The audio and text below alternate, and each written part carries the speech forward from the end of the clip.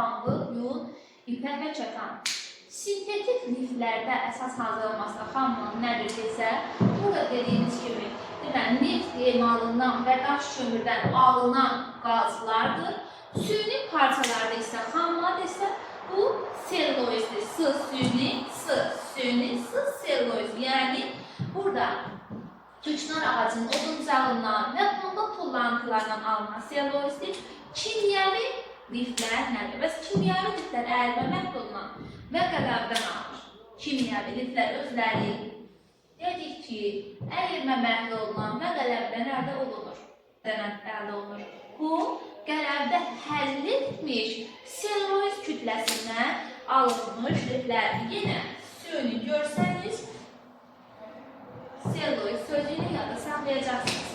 Təbii liflər hansılardır? Bu bitki mənşəli və heyvan mənşəli olur ki, süni parçalar, viskoz liflərdən əldə olunur. Viskoz lifləri pambığa nisbətən nəvi daha yaxşı qopdurur. Möhkəmliyinə görə təbii ipəkdən geri qalır. Eyni zamanda yaş vəziyyətdə olan zaman bu 50-60% aşağı düşür möhkəmliyi təbii. Təyinatına görə isə viskozlar həm parıltılı, həm də tutqun ola bilər. Yəni, parıltılı və ya tutqun səthi ola bilər. Bu da testlərdə düşür. İndi isə baxırıq, deməli, liflərdən. Baxın, liflər qalınlığına görə, parıltısına, eyni zamanda burulmasına görə. Baxın, müəllimlər, diqqətlə qulaq asaq, burulma varsa yundur, qalın varsa pambıqdır, parıltılı varsa ipəkdir. Kimi parıltılı olacaq, belə yadda saxlaya bilərsiniz. Sonra, amma qalın desək pambıqdır. Qalınlaşdırılmış desək artıq, burada olacaq, yəni viskoz saxladı, çatan görüşü. Çatan görüşü əldə etmək mümkün. Sonra gələcək pambığa nisbətən nəmi daha yaxşı durur, amma davamlılığı ondan geri qalır. Bunları öyrənməklə viskoz haqqında ümumi məlumatı aldınız. Yanan zaman tez alışır, alovu düz olur, parlaq olur. Yadda saxlayırıq nə ilə? Bu viskoz, açar sözü və rəq. İşte bu hərfindən başlayıb əsas məsələ vərəq də yanında tez alışır, alovu düz olur, parlaq olur və yandıqdan hissi verir. Düzdür? İndi isə baxırıq bitki liflərindən fərqli olaraq bu, gələvi və turşulara təsirinə qarşı həssas olur. Əsas nüansı da budur. Yandıqdan sonra isə külü tez dağılır, eyni zamanda açıq boz rəngdə olur. Nəyin yanında açıq rəngli, boz rəngdə olur? Vərəqdir. Beləliklə, viskoz haqqında ümumi məlumat. Asetat və 3-asetat haqqında. Asetat da eyni zamanda süni liflərin əldə olunması, süni parçaların əldə olunması üçün istifadə olunur. Viskoz kimi. Deməli, burada xammal olaraq oduncaq və pambıq tullantılarından istifadə olunur. Asetil sellulozindən hazırlanır.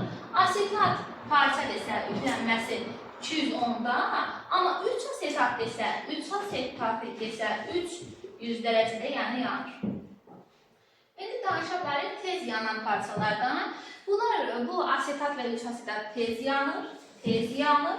Yanan zaman qonur olur və sirkə isi verir. Bu, bunu açar sözləridir. Eyni zamanda bu parçalar əzilmir. Plissə, yəni qırışlar zamanı formasını yaxşı saxlayır. Bu qarışqa lifqalar nəqdə saxlaya bilərsiniz. Eyni zamanda asetat və 3-asetat ipək parçalarla xarici görünüşünə görə təbii ipəyə bənzəyir. Bu, asetat, 3-asetat nəyə bənzədir? Təbii ipəyə bənzədir.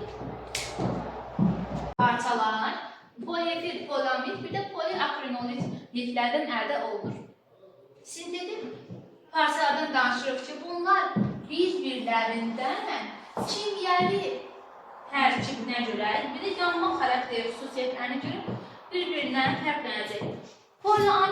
Polamiddən danışırıq. Müəllimlər, polamiddən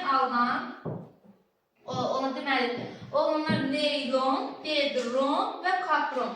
Hər biri bu parçaların hər biri onunla bitəcək. Açar sözümüz ondur. Neylon, dedron və kapron. Və eyni zamanda poliamid ən möhkəmidir.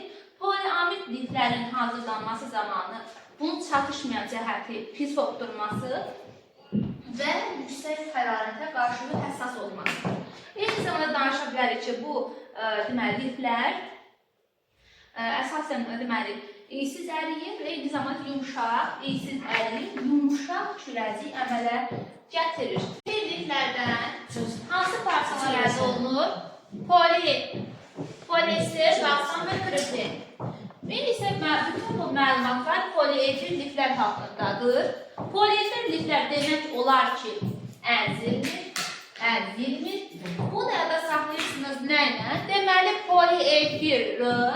poliefirdə olan R, əzilmirin R-sini yada saxlamaq lazımdır.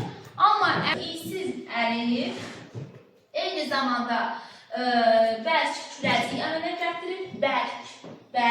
Bərk, bu hərf, bərk, ruh hərfinə. Deməli, poliefir bərk kürəci əmələ gətirir.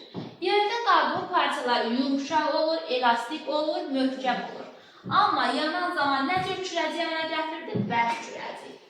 Baxırıq poliefir. Deməli, qızdırma zamanı qat-qat, yəni plistirləri yaxşı saxlayır.